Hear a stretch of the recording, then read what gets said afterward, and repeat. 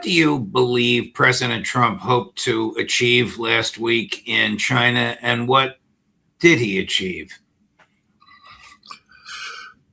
I think in order to answer that, we have to go back to what he hoped to achieve in April when the trip was first scheduled. And This was part of a power play that was, crafted by Scott Bessent, Marco Rubio, and Pete Hegseth that sought to confront Xi Jinping with the overwhelming strength of American military, economic, and political power.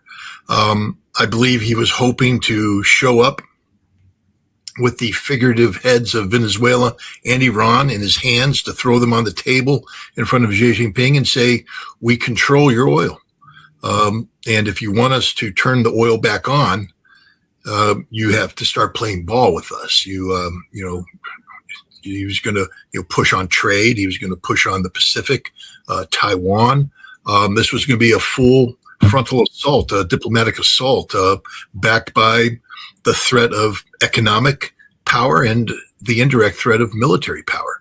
One only has to refer back to the National Security Strategy of the United States published in November of last year, where the United States said we seek conventional military overmatch with China, meaning that our military is so unquestionably superior to that of China that they understand they have no chance and will back down immediately. So I think, this following through with this sentiment, Scott Bessent, the Secretary of the Treasury, talking about, breaking China, bringing it to its knees, using tariffs and other things.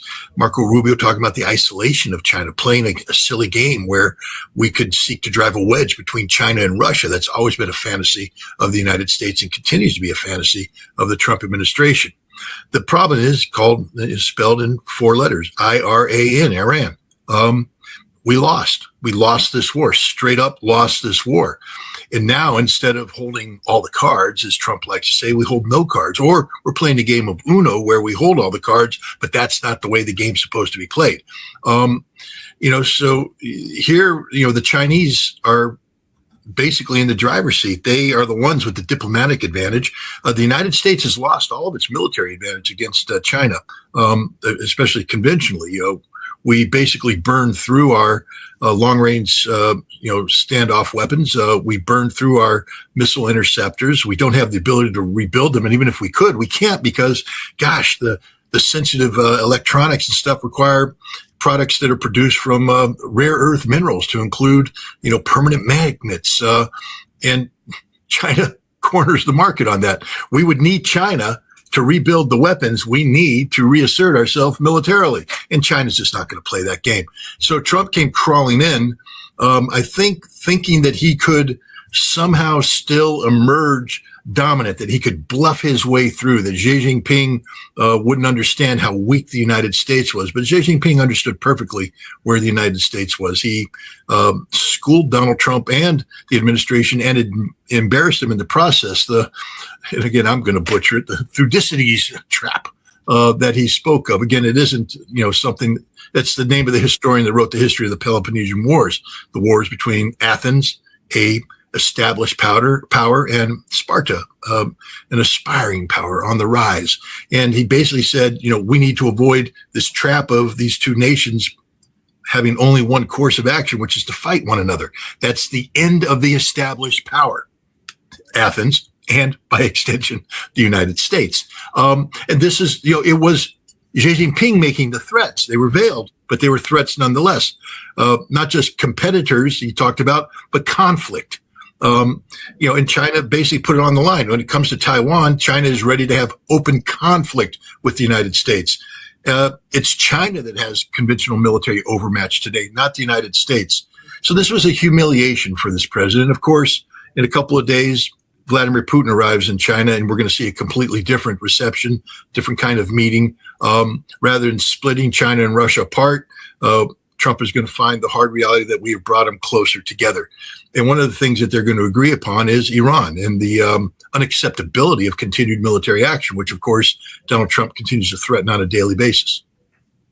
I wonder if Trump even got the message from President Xi that it will not stand by and allow the Israelis to dismember Iran, and it will not try and talk Iran into any kind of surrender of sovereignty, which Trump claims he asked President Xi to do. I don't think Trump got any message. Again, we return to the Thucydides trap. And again, I might be butchering that word, but I'm a Marine. No, you're not. We all know what you're talking about, and you're saying it beautifully. The thing there is that Donald Trump didn't have a clue what Xi Jinping was talking about. This is evident in the fact that when he got back to whatever residence he was staying in, and once he conferred with his immediate circle, he put out the most ridiculous post, social media post, saying that Xi Jinping says that we are a power in decline. Xi Jinping never said that. Trump just assumed that that's what Xi Jinping was saying, that we are power in decline. And he said, we were under Biden. And so he politicized it. He said, but today we're the hottest thing in the world for the last 16 months. We are red hot, smoking hot. We're the best. And Xi Jinping knows this. The man is so divorced from reality, it's not even funny. I don't think he got any of the messages that were sent. Marco Rubio appears to understand that Taiwan will never be the same after this. He understands the sensitivity and the inevitability that Taiwan will return to China. They haven't agreed upon a timetable yet, but Trump has no clue about what's going on. Scott Bessent has no clue about what's going on. Marco Rubio has a little bit of clue, but Pete Hegseth literally has no clue. The lies that he's allowed to be told. I mean, when you had Bradley Cooper testify for the United States Senate the other day, claiming great success in the air campaign against Iran, straight up lie, documented lies. We know that's not the case. This is the admiral in charge of CENTCOM, correct? Correct. And yet by promulgating these lies to Congress, he, perpetuates the notion of American military prowess, that the American military is something to be feared and that nations will fear it. Well, Iran doesn't fear it. They already withstood 37 days of the best we can do. And you think we're going to do any better? We're not. And China watched it and realized we got nothing. The Sunday punch that everybody feared turned out to be, a Thursday jab and not even a very good one. The kind of jab that's delivered after a night at the bar drinking too many beers. Trump lives in Never Neverland, but this is where it gets really dangerous because this is the time when we need reality to sink in, not just with China that's not playing games on Taiwan. I mean, this is life and death. This is existential. They're not playing games, but by extension, Ukraine and the stupidity of Europe and Ukraine pushing Russia, to a point where existential questions now are now on the table where Russia has no choice but to take decisive action. And the kind of action that's being discussed by the people who are very close to Vladimir Putin and who has exerted influence on Putin in the last 2 years, it means war, literal war between Russia and Europe and potentially the United States, a war that could become nuclear overnight. We need realists in Washington, D.C., people who have their finger on the pulse of reality, not these fantasists who rally around, this sickened cult of personality where a man raises golden monuments to himself and has religious figures pray. Did he not read the Bible and understand that you don't erect, gold monuments of idols? You don't engage in idolatry. I mean, Trump is just out there in la la land. It's very dangerous, very dangerous. Is he preparing more bombing? And if so, did he not learn?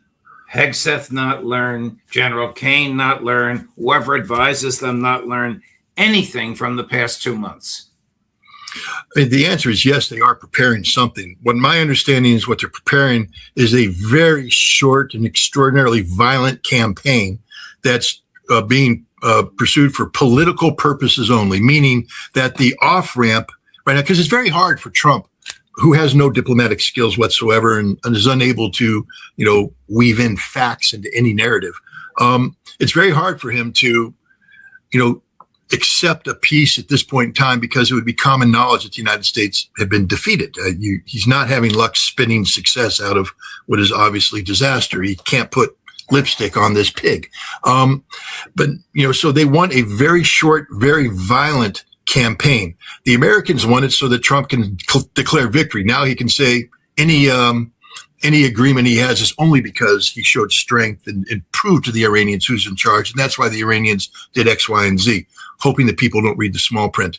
But the Israelis have a different game. they're expecting the United States to withdraw at some point in time. And so what Israel is seeking to do is put a marker on the table for this new Israeli UAE alliance that's emerging. This Jewish Sparta, so to speak, that's going to rise up and challenge Iran. The United Arab Emirates has all but divorced the Gulf Arab states, the GCC. They're on their own. They withdrew from OPEC Plus. They're producing oil that's designed not just to enrich them, but to empower an Israeli UAE alliance. They are, Benjamin Netanyahu let the cat out of the bag by saying he visited recently, and there's open acknowledgement that Israeli troops are on the soil of the United Arab Emirates providing air defense coverage for the UAE, and that Israel has coordinated with the United Arab Emirates to carry out offensive actions against Iran. So, Israel has a longer game being played. Remember, Benjamin Netanyahu just gave a presentation where he said in 10 years' time he wants to cut all financial ties with the United States. In order to do that, he needs an alternative source of funding, and that alternative source of funding is, in his warped worldview, the United Arab Emirates. How dangerous for Iran is this Israeli UAE alliance? No, it ends within 48 hours of manifesting itself. Iran right now, don't listen to, again, Donald Trump, 13%. Bradley Cooper, similar numbers. Don't even listen to the CIA that directly contradicts them, saying 75% of Iran's ballistic missile capabilities. And don't even listen to other reporting from the CIA about 90% in certain areas. Listen to Aragchi, 120%. That means Iran has not only reconstituted the totality of the missile force that was expended, not lost through military action, expended during the war, but they've expanded by 20%. They're at 120% capacity. Now, how can you do that if, according to Bradley Cooper, we've eradicated their ballistic missile production facility? It's because he's lying through his teeth. We know for a fact that Iran dismantled their ballistic missile production capabilities and transferred it underground, and that they are currently producing a wide variety of missiles to include solid rocket propellant missiles of the most advanced characteristics. 120%. Iran is locked and loaded. They've already picked all their targets, and they've been very public about it. The moment you strike us, this is going to happen, and this is the eradication of the United Arab Emirates energy production capacity. I don't know if Iran is going to strike desalination plants, because to do that will literally kill a nation. Literally kill a nation. Abu Dhabi right now, it's over 50 degrees. Same thing with Dubai. You have to have water, fresh water, which United Arab Emirates say 50 degrees, you mean Celsius. You mean 100 degrees Correct. Fahrenheit. 120 degrees. 120 degrees. You remove air conditioning, it's uninhabitable. You remove water, and it's literally uninhabitable. And Iran has made it clear that they will kill the United Arab Emirates. Physically kill, terminate the nation. And it can be done very easily, and Iran has the missiles to do that. Again, Russia and China have sent the message to the United States, and I believe at the BRICS meeting, where Iran publicly called out the United Arab Emirates for this, the recent BRICS foreign minister meeting in India, I think Russia and China also put the marker down for the UAE, that you're pretty much on your own. And hopefully they get the message, but we have two regimes. We have the Netanyahu regime, and then we have the United Arab Emirates royal family that recognize that the writing is on the wall. They are not long for this world. So what we're seeing with this alliance is a last act of desperation of men who understand that history is about to close the chapter on their respective political legacies. Some breaking news, CNBC reporting. President Trump said Monday, this would be just a few minutes ago. You ready for this, Scott? He is calling off a plan to attack Iran on Tuesday after the heads of 3 regional powers in the Middle East asked him to hold off. Trump, in a Truth Social post, said he has informed U.S. military leaders, quote, that we will not, in caps, be doing the scheduled attack of Iran tomorrow in light of these requests. What do you make of this? Well, what I make is the only move he can make. Because to attack Iran, I just told you what the consequences are. These are known no's. They're knowables. Wow. There's nobody disputing what will happen. Everybody agrees that if Trump attacks Iran, the global economy is going to collapse, inclusive of the American economy. Trump is already looking at a disaster in November, an absolute disaster. If he attacks Iran, not only is he going to lose the House and be impeached, it's a guarantee this is going to happen, unless, of course, he finds a way to make elections go away, which, of course, since we don't live in a democracy but a cult of personality, who knows what will happen. But if the economy collapses, he will lose the Senate to the extent in which not just impeachment, but conviction becomes not just likely, but probable. That means not only is his political legacy finished, he's going to jail. And so is his family. Do Trump and Netanyahu realize that they have failed to achieve a single one of their objectives in the war on Iran? Well, to realize that, you have to be capable of self-reflection. I think that Benjamin Netanyahu understands that, but he's playing a game of absolute political desperation. This is a man who has an ongoing trial for corruption that he's going to lose. This is a man that once Israel starts carrying out the investigations into what happened on October 7th, what happened against Hezbollah, what happened, with Yemen and what's happening with Iran, realize that this man who's the security prime minister has failed Israel egregiously, and there are criminal ramifications to what he has done, including murder on October 7th and gross negligence everywhere else. So he is desperate right now. Netanyahu is absolutely desperate. I don't think Trump has enough. He's such an egomaniac. He's such a narcissist that I don't think he is capable of self-reflection and introspection and saying, what am I doing? Am I going in the wrong direction? I think he truly believes. I mean, this is a man who will let religious figures erect a golden idol to him. This is a man who believes his faith believes, and there's heart to heart, his faith belongs on Mount Rushmore. This is a man who wants to rename every train station, bridge, and monument in America after himself. I mean, this is malignant narcissism. And I don't think he's capable. And he surrounded himself with yes men. I mean, Pete Hegseth is incapable of telling the truth because A, he's not smart enough to know what the truth is, and B, he's just bought in to what he's doing that he can't find anywhere. Rubio is probably the smartest one of the group, but Rubio also understands that, he's along for the ride, that it's not at the point right now where he can withdraw and still be politically viable. And Marco Rubio, of course, is another narcissist who wants to be president of the United States. Scott Besson is just a sycophantic lunatic who will go down with the ship. But these are the people he has surrounded himself with. There's nobody going to stand up. And I mean, J.D. Vance has tried, but it's not worked. To stand up and say, Mr. President, you've just committed suicide, literal suicide. This is all over. The best thing J.D. Vance could do is resign at this point in time and say, I'm not doing this. You're a criminal. What you've done is criminal. The war is lost. You're now taking us down a different direction. Show some political courage to set the example for military leadership to then stand up and show political courage as well. These generals who are getting fired are generals who are fired because they're against it, but their silence is golden. You're supposed to be against it by saying, no, hell no, it's illegal. We're not doing it. Not shutting up as you get fired from your job. If one major political figure shows political courage, is willing to put it all on the line, to do the right thing and say, hell no, we won't go or whatever to this president, others will follow. But it takes that first person to show that act. And who amongst these sycophants is that person? And I don't see anybody but J.D. Vance. Here is the worst of the people around him. Number 13, Chris. So you're calling for strikes on the energy infrastructure, Senator? I'm calling to hurt this regime. If you do the same old thing, you're going to get the same results. Hurt them more. Maybe they'll make a deal if you hurt them enough. But right now, I think they're trying to wait us out. I think they're playing games. And in the words of the president, I think they're crazy. I think he's right. Yep, the perfume princess doing his thing.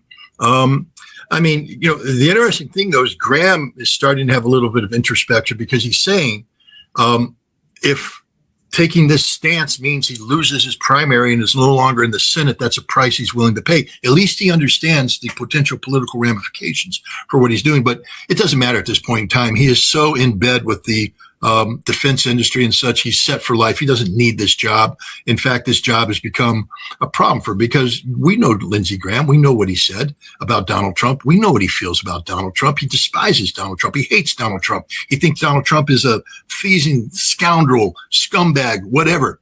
And so Lindsey Graham is holding water right now because he's a neocon who worships war, and Trump is giving him the war finally that Lindsey Graham always wanted.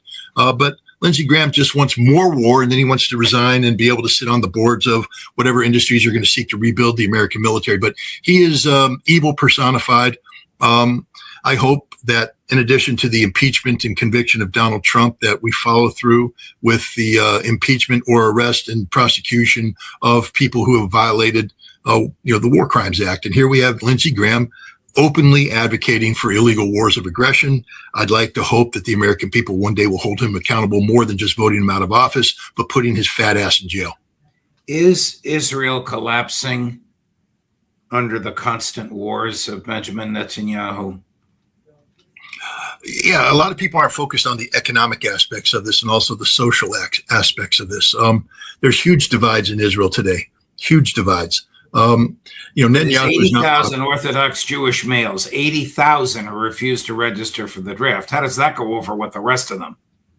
Well, it's always been that case, though. The Orthodox, when I was in Israel in the late 1990s, late 1990s. Sorry, it's a long time ago. The Orthodox were always the same way. They weren't going to serve. Now Netanyahu is saying that everybody has to serve, so there is that divide. But there's also a growing number of people that aren't serving, and they're not Orthodox. They're just people who say we don't agree with the wars of Benjamin Netanyahu. You have the military, the reservists coming up, being told they're going to Lebanon, and they know that Lebanon's a death trap. A suicide rap, and they're just not going to do it. You have pilots that just aren't going to participate in these endless campaigns.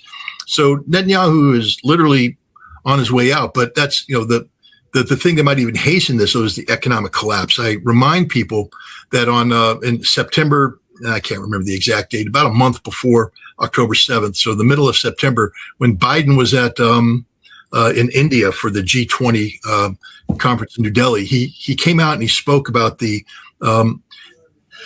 India, Middle East, European economic corridor and how he was going to connect India, ships, containers were going to get on a ship in India, go to a port in the United Arab Emirates, get on a train, transit the UAE, go into China, go into Jordan, go through Israel, get to Haifa, get back on a ship, go to Greece, get off that ship and get to Europe.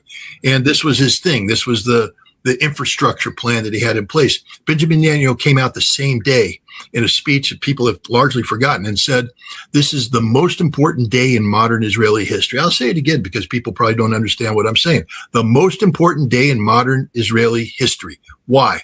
Because it created the potential for Israel's not only economic liberation, but emancipation, Israel's viability. By creating this corridor, you add that to the Abrams Accord, was, of course, the diplomatic effort to bring Israel and the Gulf Arab states together, rapprochement, common cause, and Israel would emerge as the economic hub for the development of this region. Israel would become independently economically viable, which is essential for Zionism not only to thrive in its current form, but for greater Israel to take place. So, that's what he said. And now it's dead. Abrams Accord is finished, never going to happen. The economic corridor simply isn't going to happen.